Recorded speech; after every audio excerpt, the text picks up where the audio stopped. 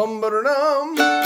Howdy, welcome to BanjoBenClark.com. I am Banjo Ben. Today we have a very special lesson series. It's one called Hymn Studies, and this is where we take a popular old hymn of the faith and we really dive in. We look at its history, we look at its meaning, we look at its chord structure, we look how to actually play it in the real world. That's what we're doing today with this old hymn, Just As I Am, and to make it even more special, we're going to combine it into a duet. So this is a duet lesson and also a hymn study. It's going to be a lot of fun. So this week is Mandolin week, and then we'll do the guitar as well. If you're watching somewhere besides BanjoBenClark.com, you'll want to come over and become a Gold Pick member, and you get to watch all kinds of lessons, hundreds of lessons. If you're already watching here on the side as a Gold Pick member, you have everything you need right here on this page. The first thing I want to do is I want to assess the tune. So let's jump right into that. The first thing I want to do is assess the tune. I want to take a look at it. I want to know what makes it the tune that it is. I want to know the time signature, the key signature. Are there any tricks or licks that we need to keep an eye out for? And a lot of times when you're playing these hymns, you're playing them out of a hymnal or some kind of standard notation. Maybe a lot of you aren't comfortable with that. So this can be some great practice to look at that and to translate that into some things that we can use whenever we need to play these songs. So let's switch here to the iPad. I want us to take a look. This is a very common arrangement and chordal structure for Just As I Am. And the last video segment in this lesson, we'll talk about the history of the tune, talk about Miss Elliott, Mr. Bradbury, and how this song came to be. It has a very interesting history and also a modern history as well. Now, the first thing I'm just going to notice is that in the hymnal, it's an E flat. That's the three flats there. We're going to play it today in D, which is very, very close. So E flat and D is just 1/2 step away. The next thing I'm going to notice is that we have a time signature of 6/4, and that may confuse some folks. It shouldn't, but essentially the top beat 6 means that there's 6 beats in the measure, and the bottom note, or the bottom number 4, means that a quarter note gets a beat. So if we want to fill up a measure and we want to fill it up with quarter notes, we would put 6 of them in there. If we wanted to fill it up with half notes that get 2 beats, we would fill that up with 3. So for example, let's look at the last line or the last measure in this first line. We have a half note. What does that get? That gets 2 beats. We have a quarter note. What does that get? That gets 1. And then we have another half note that gets 2. Well, 2 plus 1 plus 2, that's only 5. But if you look at the start of the next line, we have this little pickup measure that's part of that last measure on the first line. 2 eighth notes, that's going to get 1 total beat. So we see that in that measure, we get 6 beats, and all the rest of the measures are the same. Okay, now let's take a look. Well, let me say one more thing regarding that. 6/4. The tab that I'm going to teach you in is in 3/4 in waltz timing. It's not a big deal. The reason why I did that is I only wanted 3 beats in each measure, not 6, because I play some faster notes, some shorter notes than are in a traditional arrangement that you see here.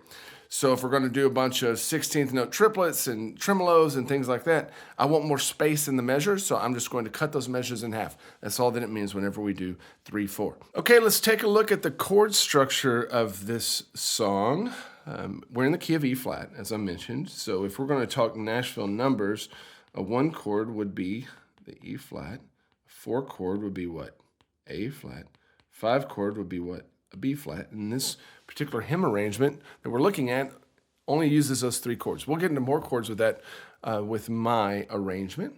The other thing that I'm going to do is I'm going to chart every 3 beats, because that's what we're going to end up using with my arrangement. So we'll have 2 numbers per measure, and that's going to be all right. Now the first one that we're going to look at here is this chord right here. Now very, very often we can look at the bass note, which would be an E flat, and we could say, hey, that's the chord that's being played. And we would be right most of the time, but not all the time, as we'll see.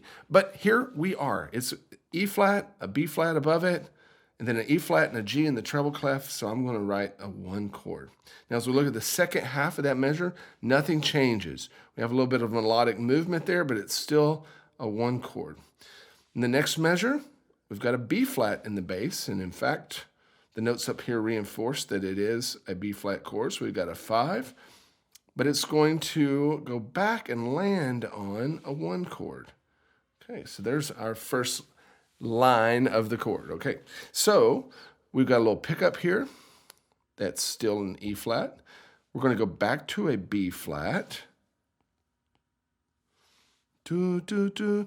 And this is still a B flat. It's got the A flat in the melody, so it's like a B flat 7.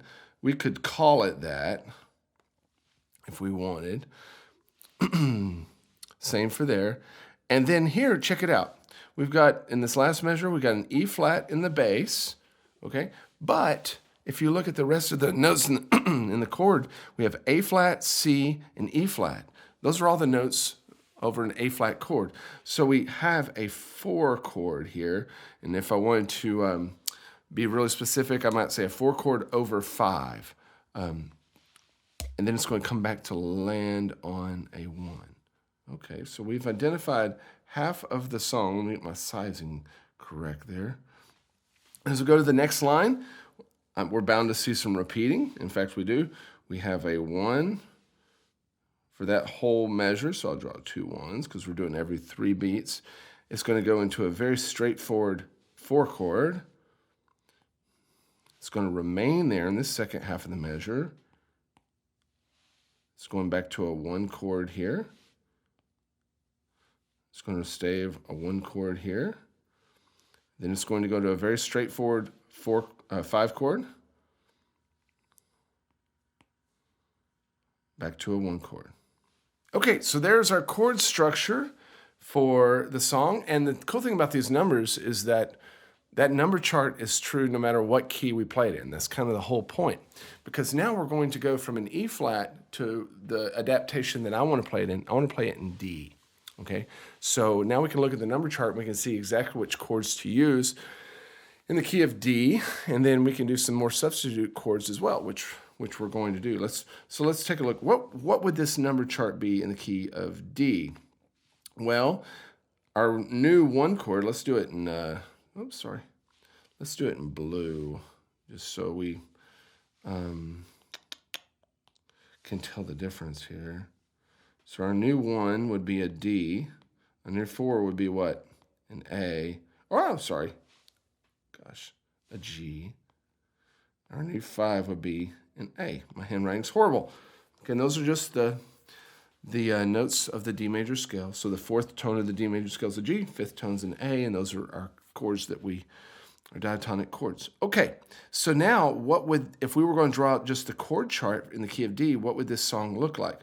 Well, it's a 1-1-5-1. So in the key of D, we would play a D chord, an A chord, a D chord. Play an A chord, an A7, a G, and a D. We play a D, D, G, G, and we play a D, D, A, and then it would end on a D. Okay, so that's how we kind of long form transposed this song, identified all the chords, identified the time signature, and transposed it into a waltz and into a key that we want to play it in. Okay, so this is just kind of some real world application that you're seeing right off the bat. Next, what we're going to do is we're going to dive into the actual playing of the song and see how the 2 instruments fit together, and then we'll touch on the history of the song at the end of the lesson.